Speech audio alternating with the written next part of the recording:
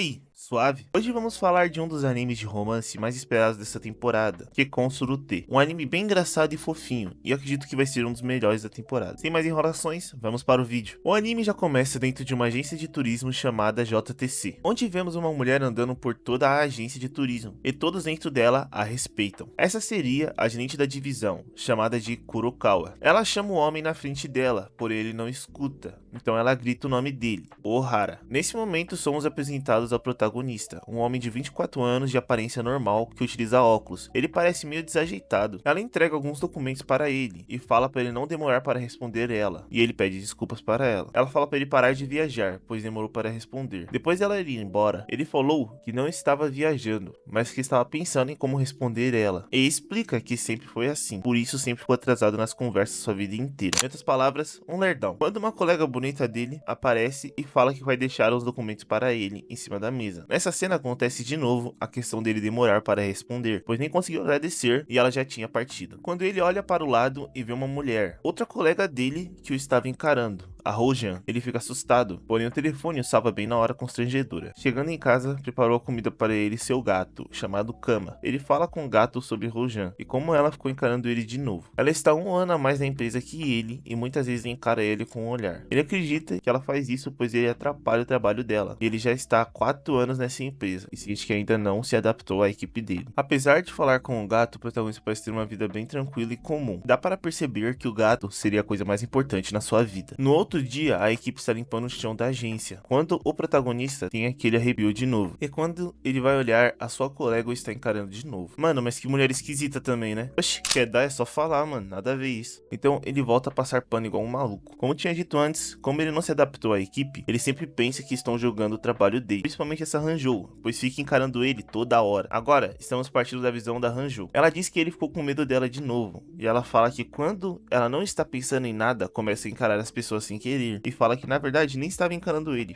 Parece que isso não é só com ele, pois mostra como ela já fez isso com outros da equipe, e como eles foram perguntar para ela se tinham feito algo errado. Ela simplesmente começa a encarar as pessoas sem querer. Isso também ia me deixar incomodado, por isso dá para entender o lado dos outros. Ela disse que não estava com raiva deles, porém também não precisava ficar sorrindo por aí o tempo todo. Com isso dá para perceber que nossa segunda protagonista é antissocial. Agora na biblioteca, ela pega um mapa e sorri. Chegando em casa, dá um suspiro e fala que estava feliz por enfim estar em casa. Ela disse que tinha entrado nesse emprego, pois achava que ia ficar analisando mapas, porém não é isso que acontece. Ela disse que se diverte muito com mapas e fala que por pouco preço se diverte muito. Bom, claramente ela é viciada em mapas, né, irmão? Um gosto um pouquinho diferente do comum, porém ninguém pode julgar nada. No outro dia eles têm uma reunião matinal, onde a gerente e um funcionário da matriz passam a informação que a JTC vai estar oferecendo viagens para o Alasca, por isso precisariam abrir uma filial lá, e falam que alguém da empresa deles ia ser gerente lá, então vão enviar um dos funcionários. O funcionário da matriz até tenta convencer eles, falando de alguns benefícios, só que irmão, é a porra do Alasca, né? Nem tem como. A gente fala que a preferência é enviar alguém solteiro, pois não vai ter uma família para se preocupar. O prazo para a abertura para a filial é de 1 ano, ou seja, nesses 1 ano eles vão escolher alguém. O prota vai em frente e fala que não poderia ir, pois tem que cuidar do seu gato, Fofo. A chefe dele fala que isso não é motivo suficiente. Os funcionários estão discutindo sobre a viagem para o Alasca e como isso é loucura. Uma das funcionárias faz uma brincadeira, falando que para evitar de ser enviado para lá, só teriam que se casar com alguém. Então o funcionário pede ela em casamento na zoeira. O prota pensa como ele está ferrado. A louca dos mapas está pensando em como o Alasca fica muito longe e como não consegue se comunicar nem no Japão. Imagine no Alasca. Ela iria ficar encarando os ursos, mano. Nada a ver esse bagulho. Fala que lá também vão ver mosquitos gigantes. Ela deve estar confundindo com a Austrália. Para ela, todos os lugares do mundo são divertidos. Pelo menos nos mapas, porque na vida real a sociedade é muito chata. O prota está voltando do hospital com seu gato e vê a maluca dos mapas, então avisa que vai ser da empresa. Ela pergunta se ele estaria fazendo isso por causa do seu gato, e ele fala que sim, porque seu gato finalmente mostrou o rabo para ele. Ele fala que o gato costumava ser maltratado pelos outros gatos, então não ficava muito confortável com ele. Porém agora está começando a confiar no prota, por isso não pode deixar o gato de lado. Ela pergunta se ele não tem ninguém para deixar o gato. Ele diz que não, e pede desculpa por ter sido antissocial na empresa, e se vira para ele ir embora. Quando a maluca dos mapas dá um gritão e pergunta se ele sabe qual a média de temperatura no verão da cidade do Alasca que a pessoa transferida vai, e fala 18. Ela fica sem jeito depois de perguntar, e do nada solta um quer se casar comigo. Simplesmente atacante que usa 10 e faixa, tá? Os dois ficam sem jeito, sem saber o que fazer. Quando ela explica que seria apenas um casamento falso, não seria de verdade. Isso seria para evitarem ser escolhidos para a filial, porque ambos não estariam mais solteiros. Eles discutem sobre se daria certo ou não. Ela acha que sim, porque ambos não se destacam na empresa. O prota pensa e aceita o acordo maluco por proposto por ela. Ela fala para ele o plano, como no outro dia eles iriam aparecer na empresa de manhã e contar para a gerente deles. Ela diz que ele não iria precisar fazer nada, pois ela já tinha metido eles nessa, então era a responsabilidade dela. Ela fala de um jeito empresarial e se despede. A chefe deles fica muito surpresa e abraça ele de tão feliz que fica, e mete um Ohara, achei que você nunca pegaria alguém. Rapaz, precisava? O cara tá simplesmente falando que vai se casar e tá tomando esporro. Quando uma das funcionárias chama a gerente, eles falam que o plano foi um sucesso. Voltando para a mesa deles, agora tem um clima no ar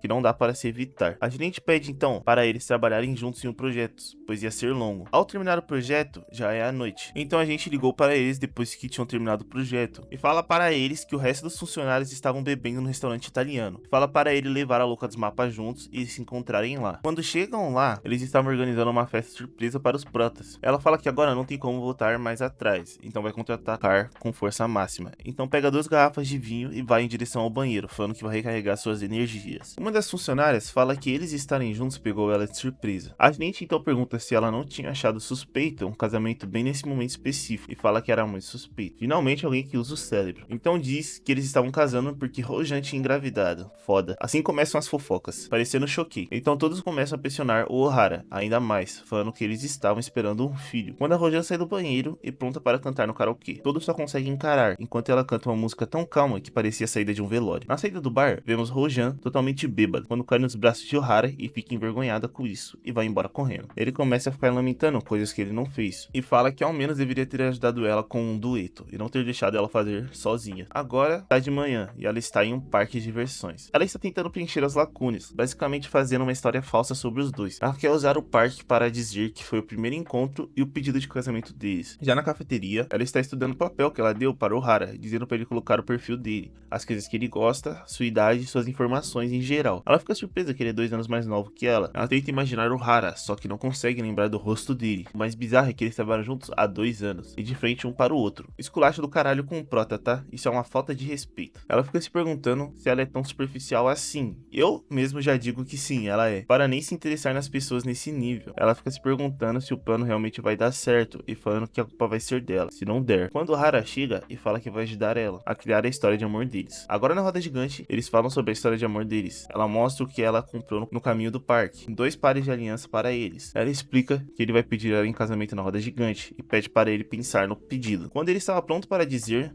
ele travou, pois não sabia como dizer. Então fala que vai pensar em alguma coisa para falar. Ela diz que ele não precisa ter pressa e para ele pensar bem nas palavras. Assim encerrando o primeiro episódio. Episódio 2. O gato dele está atacando a camiseta dele. Ele pensa que é por causa do estilo da Rojan. Ele olha para as alianças de casamento e fica se perguntando se deveria colocar. E fica lembrando de como não conseguia dizer nada para ela na montanha russa, falando que sentia um aperto no coração. Resumindo, ficou com medo, né? Porque casamento também não é assim, se pede para qualquer um. Ele tenta colocar o anel no dedo, porém ele fica tremendo com medo do anel. Enquanto isso, ela está se divertindo em uma praia, com dunas de areia e moinhos de vento. Ela pensa em como um casamento é sufocante, como ela gosta mesmo é da natureza. Ela está usando o anel já. Quando ela recebe uma mensagem de uma pessoa falando que está em Tóquio no momento, ela pega e guarda o celular e respira muito fundo e responde a pessoa falando que não estava no momento. E depois de responder falou para si mesma: me deixe em paz. Claramente ela não gosta da pessoa que mandou a mensagem. Acho que todo mundo conseguiu perceber, né? Voltando com o Ohara, ele está pensando em como ele nem parece um adulto, então bota aliança apesar da dificuldade. E diz depois de colocar aliança que parece que todas as dúvidas dele sumiram. Então diz que vai ser um bom marido para Rojan. Quando recebe uma ligação de um número desconhecido. Na ligação, uma pessoa com a voz alterada fala que sabe sobre a mentira que é o casamento deles e ameaça ele, falando que vai fazer eles irem para o Alasca. Então os protas se encontram e falam sobre o ocorrido e chegam à conclusão de quem tem que ser uma pessoa da empresa, pois sabia de Alasca. Então Gonda aparece e pede para ir na casa de Ohara à noite para conversar com ele. Muito suspeito, né? Logo agora acontece isso. Então ambos os protagonistas falam que seria bem-vindo na casa dele. O Jan fala que também vai na casa dele. Então Gonda se despedem. Os protagonistas olham um para o outro e pedem desculpa. Eles são muito antissociais, mano. Bizarro, de verdade mesmo. Os 2 protas pensam na mesma coisa, que se eles mandarem mal, seriam descobertos. Então mostra toda a separação deles. Eles percebem que estão prontos para o Gonda. Gonda chega e eles recebem ele. Logo percebem que não era só ele que tinha ido. Seus colegas de trabalho também foram. Então eles começam a beber juntos. Quando Ohara pergunta para Gonda o que ele queria conversar, então Gonda fala que queria saber como conseguir uma namorada também. Keisuke fala que Gonda tem 7 aplicativos motivos de namoro. Todo o cenário que eles inventaram está dando certo até a história improvisada. Quando o Rojan fala que vai no banheiro, ele fala que do nada todos começaram a rodear ele e fazer um monte de perguntas. E diz que ele só botou um anel no dedo e falou que iria se casar. Nisso mostra como o Rojan estava escutando escondido. Só que nisso dá para perceber como o Prota está infeliz com toda essa situação. Ao ir embora, Gonda está sozinho conversando com Ohara. Então ele diz que gosta de Komiya, gostaria do apoio dele. Então finalmente vou embora e começa a pensar que Gonda foi lá só para receber conselhos mesmo. Rojan fala que eles pensam igual sobre casamento, pois as pessoas começam a dar mais atenção para algo que nem é delas e celebram isso. E falam que parece que veem eles como se estivessem iluminando as pessoas, como se eles brilhassem e passassem brilho para os outros. Lavando a louça, Ohara pensa que dá para ver esse brilho mesmo sem se casar. Para ele, esse brilho é algo que ele gosta muito de fazer, como ficar com seu gato. E pergunta se ela tem algo que faça isso com ela. Então ela fica animada e começa a falar de seus mapas. Ele fala que ela estava brilhando, então ela fica sem graça e diz que achava melhor ir embora. Na verdade, ficou gramadinha no Prota, tá? Ah, tem que respeitar o bicho. Então se despede e fala que seu coração bateu forte. Ele pensou a mesma coisa e fala que não pode confundir as coisas, pois estão trabalhando juntos em um plano. Os dois pensam a mesma coisa juntos. Faz 2 semanas que eles anunciaram o casamento e as pessoas parecem ter deixado eles de lado. Então chega um cliente bem quando ela estava na porta da frente. Então ela atende ele. Como todos os balcões estavam ocupados, ela mesma ia atender ele. O moço entrega um cartão para ela com o nome dele. Ela percebe que o primeiro nome dele era Ohara, então acha meio estranho. O moço fala que seu filho, Takuya, trabalha na agência. Ele fala que ficou sabendo que seu filho vai casar. Ele nem tinha falado nada para ele, por isso tinha ido lá ver. Ela fica chocada quando percebe que ele era pai de Ohara. Ela percebe que nem pensou na questão da família. O pai dele pede licença, pois estava saindo. Pede para ela não falar para Ohara que ele tinha ido lá. Ele dá um calendário de mesa para ela. Ela corre para falar com Ohara, mas ele já tinha saído da empresa. Então ela pensa que seria melhor falar para o pai dele que ela não ia realmente casar com seu filho. Ela sai para fora da empresa para procurar ele, quando acha ele encarando a empresa. Ela fala para o pai dele que vai ligar para Ohara e manda mensagem para ele se encontrar com ela na cafeteria. Ela pergunta por que ele tinha falado que Ohara ia estragar a família casando com alguém. Ele explica que um casamento sem pensar direito é errado. Ele fala de um tal de preparo das bonecas, cada coisa que tem também, hein? Ele fala como se eles não fizessem o ritual de noivado e como não chamar as pessoas da vizinhança que eles moram, talvez umas 200 pessoas. Quem que vai pagar esse casamento aí? O tanto de boca que vai ter que alimentar também. Ela fica assustada com o tanto de coisas para fazer, um lançamento de noiva e um monte de coisas, e fala que se Ohara fizesse o casamento certo, seria uma humilhação para sua família. Ohara descobre que seu pai está sozinho com o Rojan e fica assustado. Fim. Bom, esse foi o vídeo. Se gostou, se inscreve e deixa um like. Ativa o sininho também e comente alguma coisa para saber que você está gostando do vídeo e do conteúdo. Caso tenha gostado bastante desse vídeo, vai aparecer outro aí em cima, que é bem parecido. Então dá uma chance para ele. Eu te garanto que você não vai se arrepender. Bom, eu fico por aqui. Falou, até a próxima.